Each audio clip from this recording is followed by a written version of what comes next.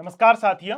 जैसा कि स्कूल व्याख्याता हिंदी का पेपर 31 मई 2026 को आयोजित हो चुका है और उसकी आंसर की जो है हमारे राइज अप क्लासेस की व्याख्याता टीम द्वारा तैयार की गई है, जिसमें मुख्य योगदान जो रहा है वो हनुमान राम जी, जो पिछली बार के 32वीं रैंक से सेलेक्ट हुए हैं, और मेरे साथ और है अशोक जी बिश्नोई, जो स्कूल व्याख्याता संस्कृत शिक्षा में 5वीं रैंक के साथ सेलेक्ट हुए हैं। जहाँ तक अशोक जी ने कल का पेपर भी साथ ही दिया है, तो इनको बहुत ज़्यादा अनुभव भी है क्योंकि ये सेलेक्टेड भी है और कल माध्यमिक शिक्षा का पेपर था, तो इसलिए इन्होंने ये पेपर भी दिया है। इसकी उत्तर कुंजी हमारे द्वारा तैयार की गई है, जिसमें हिंदी व्याकरण के, गद्य पद्य विधाओं के और पाश्चात्य काव्य शास्त्र के जो भी क्वेश्चंस थे वो हनुमान राम जी ने अच्छे से पूरी गाइड को देख करके, जो ऑथेंटिक बुक्स पढ़ी है इनमें से देख करके और तैयार किया है। इसके साथ जो अशोक जी है, इन्होंने भारतीय काव्य शास्त्र के और भाषा विज्ञान के जितने भी क्वेश्चंस हैं वो अच्छे से मौलिक पुस्तकों से ढूंढ करके आंसर की को तैयार किया है। आंसर की हमारे पीछे जो लगी हुई है इसको भी हम दिखाएंगे। और इसके अलावा जो हिंदी साहित्य के क्वेश्चंस है और उसके अलावा जो आईसीटी के क्वेश्चंस है वो मेरे द्वारा तैयार किए गए। मैं भी स्कूल व्याख्याता हिंदी हूँ, तो इसके बारे में हम इस वीडियो में जो है कंप्लीट चर्चा करने वाले हैं कि पेपर का स्तर कैसा था, कठिन था या इजी था, जो है ज़्यादा मॉडरेट था या किस प्रकार का था, इस पर हम बात करेंगे। और उत्तर कुंजी में हम दिखाएंगे कि किस प्रकार से क्वेश्चंस जो है पूछे जा रहे हैं। अगर कोई विद्यार्थी अगर आगे सेकंड ग्रेड की भी तैयारी कर रहा है तो उसको किस प्रकार से आगामी तैयारी के लिए तैयार रहना चाहिए, इस पर भी हम बात करेंगे। तो सबसे पहले मैं हनुमान जी को बुलाना चाहूँगा। हनुमान जी आए और जो आपने पोर्शन तैयार किया है इस उत्तर कुंजी में, इसके बारे में चर्चा करें। जी सर। सर्वप्रथम हम बात कर लेते हैं व्याकरण की। व्याकरण अब पहले के मुकाबले बहुत तरीके से आ रही है। वो व्याकरण नहीं रही जिसमें सीधे 4 सवाल पूछे गए और उनमें से एक उत्तर निकल जाए। इस बार उन्होंने मूल किताबों से इतर एक भी सवाल नहीं पूछा है, और जिसमें महत्वपूर्ण जैसे अपन जो थ्योरी के प्रश्न हैं, जिसमें अपन ले लेते हैं कामता प्रसाद गुरु की बुक को आधार लिया गया है, और वाक्य शुद्धि, शब्द शुद्धि, युग्म शब्द जैसे शब्दों के लिए हरदेव बाहरी की एक छोटी सी पुस्तक आती है, उसका सहारा लिया गया है और उसी से ही पूरा पेपर मेड हुआ, यानी उसी से ही बना है।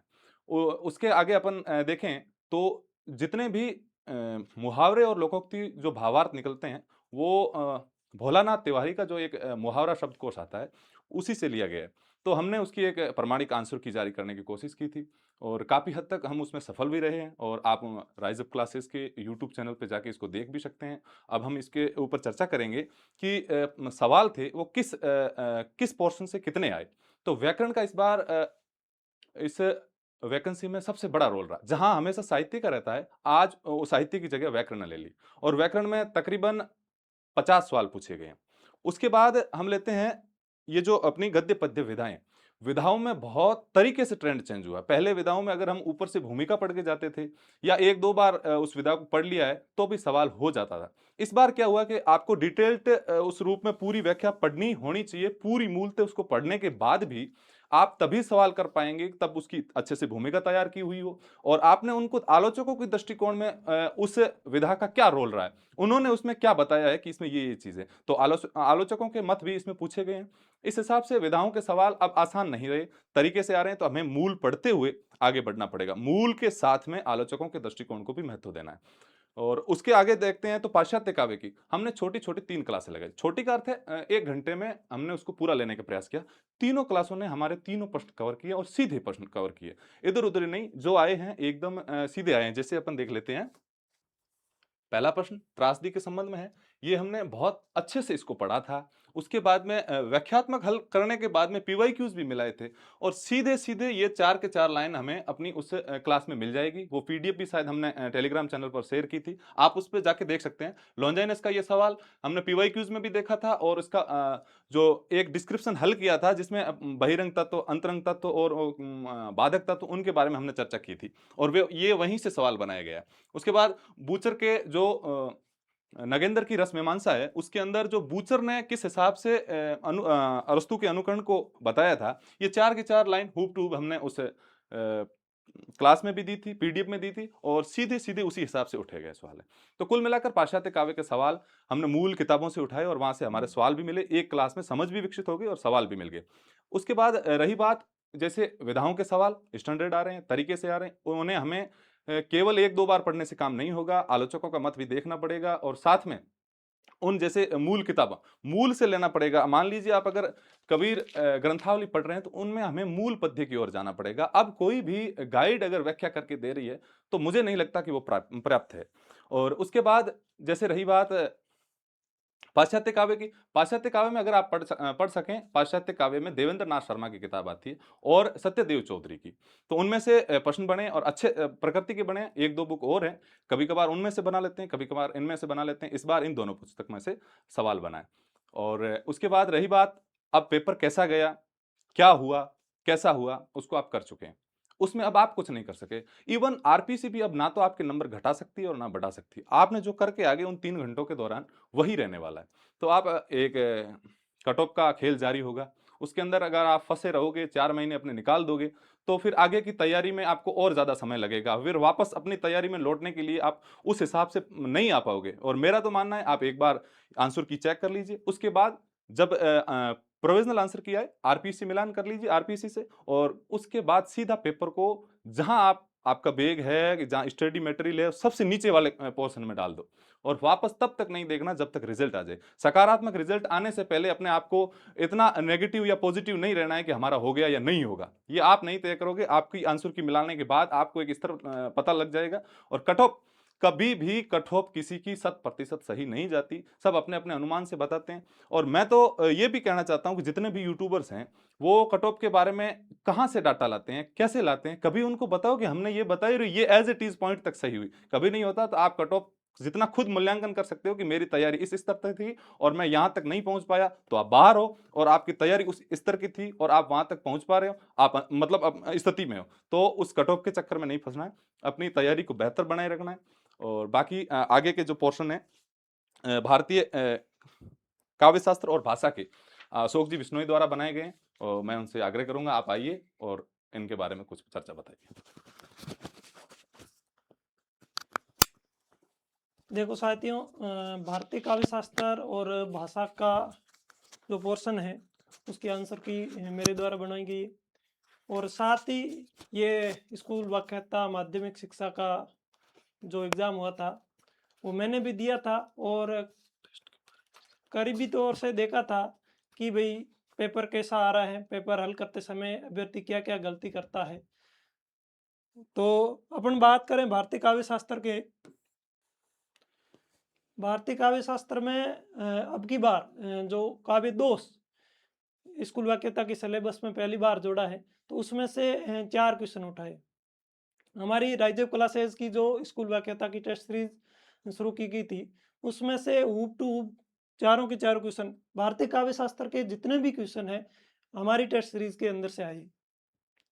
और पेपर का लेवल काव्य शास्त्र में भारतीय काव्य शास्त्र इतना टफ नहीं था।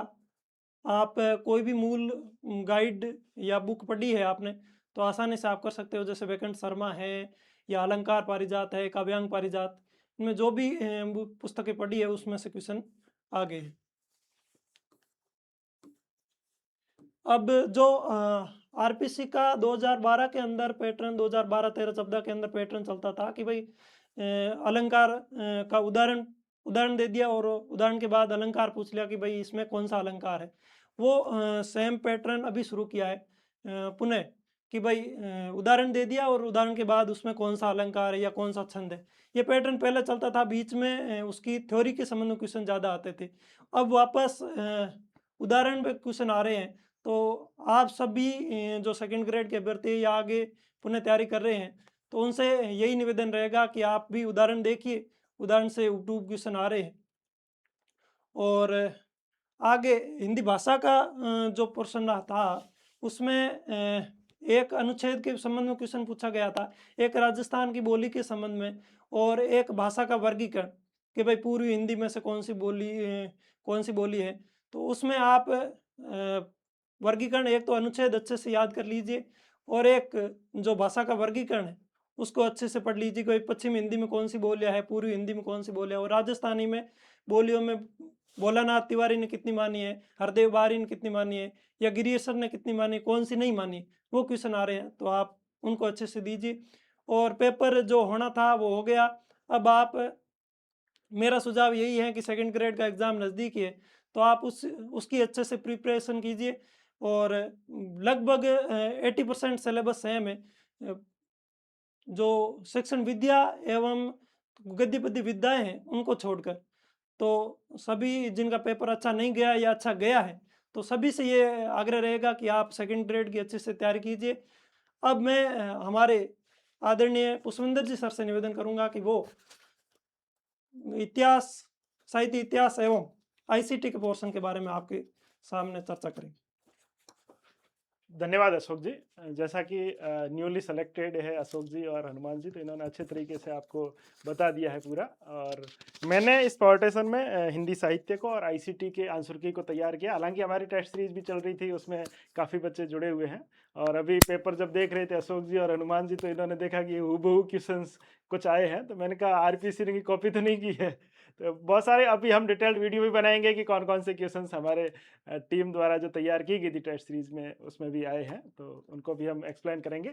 तो मैं अगर बात करूं हिंदी साहित्य की, तो हिंदी साहित्य का पार्ट जो है अब की बार कुछ कम आया है। अगर ग्रामर की अपेक्षा देखें तो जैसे पहले मैं सेलेक्ट हुआ उस टाइम ग्रामर के 20 क्वेश्चन आते थे और हिंदी साहित्य के 50 से 60 सवाल आते थे, परंतु अब की बार उल्टा होता दिख रहा है। अभी ये न्यूली सेलेक्टेड है, तो इसमें भी ग्रामर का पार्ट कम था, तो अब की बार ग्रामर के क्वेश्चन ज़्यादा आए हैं। और हिंदी साहित्य की अगर बात करें तो इसमें आदिकाल से जैसे 8 सवाल पूछ लिए इन्होंने, और भक्ति काल से केवल 4 सवाल ही पूछे हैं, जबकि हालांकि बार बार जो है भक्ति काल से ज़्यादा सवाल पूछे जाते हैं।